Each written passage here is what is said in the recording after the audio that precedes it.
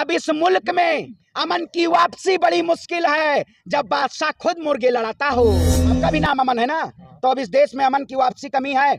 आप अपना नाम थोड़ा झोला पैक कर लीजिएगा, क्योंकि आप भी ये पत्रकारिता कर रहे हैं ना, कहीं गिद्ध मीडिया में हाँ, अमन चोपड़ा समझना पड़ रहा है भाई, क्योंकि उसी प्रवृत्ति में कहीं कल को आगे खबर चलाने लगे, वही प्रोपेगेंडा वाला खबर चलाने लगे देश की गिद्ध मीडिया से सबसे ज्यादा खतरा है। हमें आपसे भी खतरा लगा, सबसे ज्यादा गिद्ध मीडिया तो नहीं बनेंगे।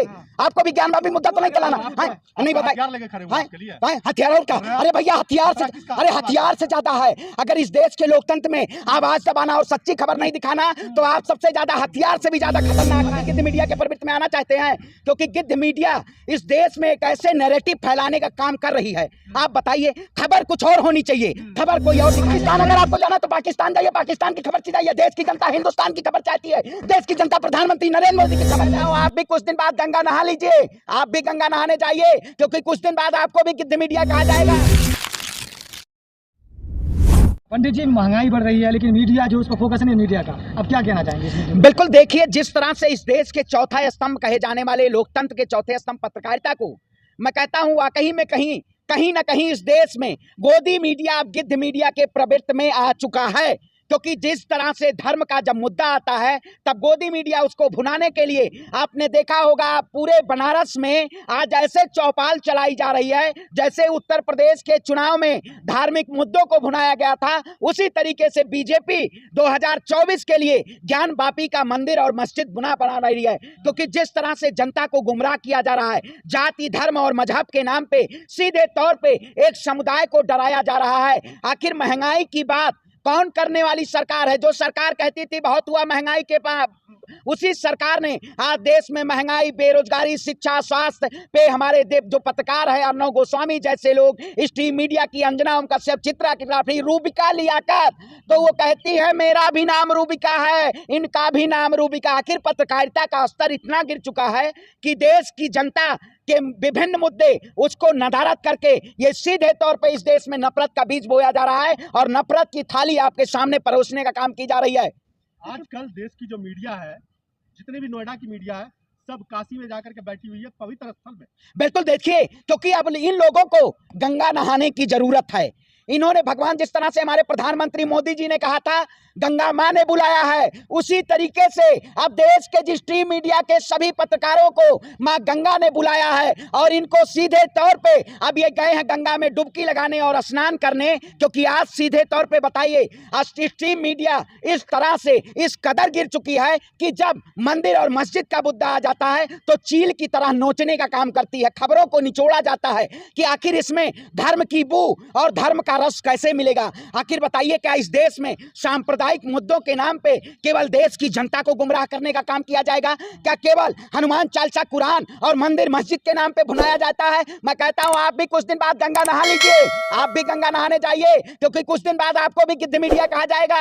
आप भी इस देश में नफरत फैलाने का, जिस तरह से अगर स्ट्रीम मीडिया अगर मुद्दे से भटकाने के लिए तो ज्ञान वापी मस्जिद का मुद्दा लेके और इस देश की जनता को गुमराह करने का काम करेगी। आखिर बताइए, इस देश में पत्रकारिता का स्तंभ क्या होता है कि आप महंगाई पे खबर दिखाइए, बेरोजगारी पे खबर दिखाइए, लेकिन जिस तरह से स्ट्रीम मीडिया चलेगा उसी तरीके से आप चलाने का काम करेंगे। आप कह रहे हैं महंगाई पे दिखाइए, अभी तो मेरी स्ट्रीम मीडिया की हेडलाइन बनी हुई है कि डीजल पेट्रोल का रेट कम हो गया। अरे चुनाव के समय 2 महीने पहले जो रेट था डीजल और पेट्रोल का, वही दाम आज भी है। आखिर आप बताइए, एक्साइज ड्यूटी पेट्रोल पे 27 रुपए जिस तरह से उगाही की गई और आज भारतीय जनता पार्टी महंगाई पे वाहवाही लेने का काम कर रही है। क्या इस देश के लोकतंत्र में महंगाई के मुद्दे को प्रधानमंत्री मोदी जी ने कहा, जिस तरह से श्रीलंका में डंका बजा, श्रीलंका के सांसद और विधायक की जिस तरह से कुटाई हुई, उसी तरीके से कहीं ना कहीं हमारे देश के प्रधानमंत्री को पता चल गया कि अगर इस देश में महंगाई की दरों को थोड़ा थोड़ा कम नहीं किया गया तो हमारे सांसद और विधायक जमीन पे नहीं उतर पाएंगे।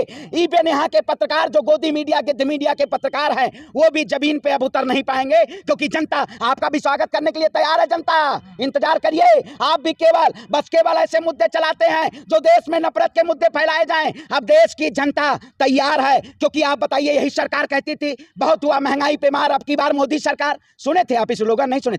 नहीं सुने? इस स्लोगन सुने थे? तो महंगाई पे मार है।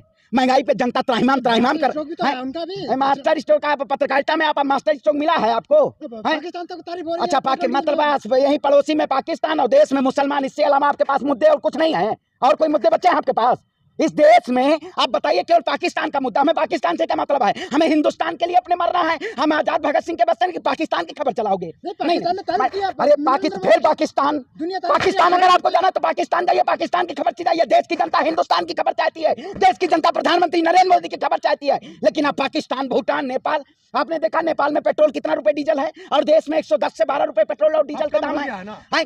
अरे भाई, तो चुनाव के पहले वही 96 रुपए पेट्रोल का दाम था। कम से कम डेटा उठा के पढ़ के तो आया करिए। 2 महीने में आपने 10 रुपए पेट्रोल बढ़ाने का काम किया और 9 रुपए घटाने का काम किया। आखिर कौन सी कमी आई है? आप बताइए। पेट्रोल और डीजल के दाम घटे हैं। जिस तरह से प्रधानमंत्री श्रीलंका के अभी वो समझ नहीं पा रहे हैं, उसी तरीके से हमारे देश के प्रधानमंत्री भी अब यहाँ से फरार होने की तैयारी में है। राष्ट्र निर्माण में लगे हुए हैं, इसलिए महंगाई बढ़ रही है, पेट्रोल के दाम बढ़ रहे हैं, गैस सिलेंडर के दाम बढ़ रहे हैं। राष्ट्र निर्माण हो रहा, आप क्यों नहीं होना देना चाहते? नहीं देखिए, अरे राष्ट्र निर्माण में जनता के खून को चूसने का काम किया जा रहा है। आखिर आप बताइए, राष्ट्र निर्माण में हम नहीं खड़े हैं। हम राष्ट्र निर्माण में आवाज उठाने का काम करते हैं, क्योंकि ये सरकार कहती थी 5 ट्रिलियन इकोनॉमी की बात करती थी। इस सरकार ने आज देश के प्रत्येक राज्यों को कर्जे में डुबोने का काम किया। शेयर मार्केट की प्रत्येक जो विदेशी निवेशक की कंपनियां थी वो भारत से वापस चली गई। आप IT सेक्टर की बात करिए, आप टेलीकॉम सेक्टर की बात करिए, आप FMCG सेक्टर की बात करिए, इस सरकार ने सारे सेक्टरों को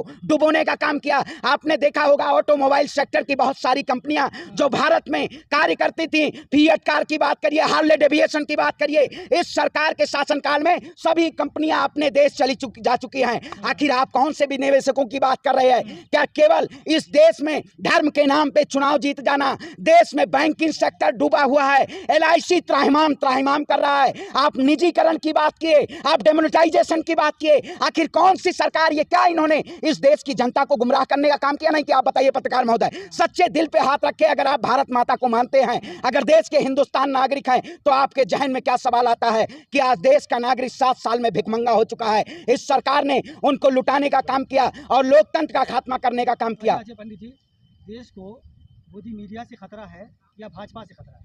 देश को बीजेपी और गिद्ध मीडिया दोनों से खतरा है। सबसे ज्यादा गिद्ध मीडिया से खतरा है। जो गिद्ध मीडिया, भारतीय जो भाई स्ट्रीम मीडिया, आप भी गिद्ध मीडिया के प्रवृत्ति में आना चाहते हैं, क्योंकि गिद्ध मीडिया इस देश में एक ऐसे नैरेटिव फैलाने का काम कर रही है। आप बताइए, खबर कुछ और होनी चाहिए, खबर कोई और दिखाया जाता है। आखिर बताइए, हर हर महादेव आदिकाल से थे। आखिर इस सरकार ने, आखिर हर हर महादेव, शिवलिंग और फव्वारे का कोई मुद्दा नहीं है, लेकिन ये सरकार महंगाई को दबाने के लिए, बेरोजगारी को दबाने के लिए, देश में गर्त अर्थव्यवस्था को दबाने के लिए ये सरकार किस स्तर पे, और एक गिद्ध मीडिया, अरे गिद्ध मीडिया से सबसे ज्यादा खतरा है। हमें आज से भी खतरा लगा, सबसे ज्यादा गिद्ध मीडिया तो नहीं बनेंगे। आपको भी ज्ञानवापी मुद्दा तो नहीं चलाना, नहीं बताइए हथियारों का। अरे भैया, हथियार से ज्यादा है। अगर इस देश के लोकतंत्र में आवाज दबाना और सच्ची खबर नहीं दिखाना, तो आप सबसे ज्यादा, हथियार से भी ज्यादा खतरनाक है। लेकिन 4 मौलाना, 2 पंडित खड़ा करके और काशी के 80 घाट पे, अच्छा ज्ञानवापी पे आपका क्या स्टैंड है? प्रधानमंत्री 7 साल में आखिर अपने मुद्दों को, जिस तरह से उन्होंने चुनाव लड़े, आखिर उन्होंने क्या काम किया? लेकिन प्रधानमंत्री अंधे नगरी चौपट प्रधानमंत्री, इस देश का नाच चौपट करने का काम किया, इस देश का सत्यानाश करने का काम किया। और अंजना ओम कश्यप, रूबी कालियागा, चित्रा त्रिपाठी, ये सब जो लोग इस देश में प्रोपोगेंडा की खबर चला रही हैं, अब इनको देश की जनता स्वागत करने के लिए तैयार है। आप जिस मीडिया का जिक्र कर रहे हैं, जिसको गिद्ध मीडिया कहते हैं, उसका सीधा नाम लेना। आप सबको एक ही तराजू में क्यों तोलते हैं? आप सभी मीडिया को एक तराजू। देखिए, हम जिस तरह से हम गीता और कुरान की कसम खा के कहते हैं कि अगर इस देश में ये मीडिया जो गिद्ध मीडिया है, अगर इन चैनल बंद हो जाएं तो कहीं ना कहीं, अरे भाई, अंजना कश्यप को नहीं जानते हो? अर्नब गोस्वामी को नहीं जानते हो आप? चित्रा त्रिपाठी को नहीं जानते हो आप? आखिर ये सब कौन है? गिद्ध मीडिया के प्रवृत्ति में आके हैं। रूबिका लियाकत को भी आप जानते होंगे। गंगा नहाने, तो अरे गंगा ने बुलाया, अब उनको आने की जरूरत नहीं है। हमारे हिंदू धर्म में कहा गया है कि जिस तरह से नरक में एक जगह नहीं मिलती अगर कोई देश, तो इन्होंने देश के लिए पाप करने का काम किया है। अब गिद्ध मीडिया को नरक में जगह नहीं मिलेगी और इन सबके चैनलों को बैन होना चाहिए। हिंदुत्व से खतरा है या मुसलमान से खतरा है? अरे ना हिंदुत्व को हिंदू से खतरा है, लेकिन भारतीय जनता पार्टी मुर्गा लड़ाने का काम कर रही है। अब इस मुल्क में अमन की वापसी बड़ी मुश्किल है जब बादशाह खुद मुर्गे लड़ाता हो। तो यहाँ बादशाह ही चाहता है कि मुर्गे लड़ते रहें। आपका भी नाम अमन है ना, तो अब इस देश में अमन की वापसी कमी है। आप अपना नाम थोड़ा झोला पैक कर लीजिएगा, क्योंकि आप भी ये पत्रकारिता कर रहे हैं ना, कहीं गिद्ध मीडिया में अमन चोपड़ा समझ लिया आपने? हाँ, अमन चोपड़ा समझना पड़ रहा है भाई, क्योंकि उसी प्रवृत्ति में कहीं कल को आगे खबर चलाने लगे, वही प्रोपेगेंडा वाला खबर चलाने लगे देश की अरे देश का हर अमन अमन चोपड़ा नहीं होता है भाई। हाँ, तो वही इसीलिए मत हर अमन चोपड़ा बनना। देश में एक स्वतंत्र पत्रकारिता, जैसे आप पत्रकारिता कर रहे हैं, आप जैसे पत्रकारों को सलाम है कि देश की सच्ची खबर को दिखाने का काम कर रहे हैं। मैं कहता हूं ऐसे देश की अस्मिता को बचाने के लिए आप जैसे सोशल मीडिया के पत्रकारों की वजह से आज देश का लोकतंत्र बचा है, हम जैसे लोगों की आवाज बची है, वरना ये सरकार हमारी आवाज को दबाना चाहती है।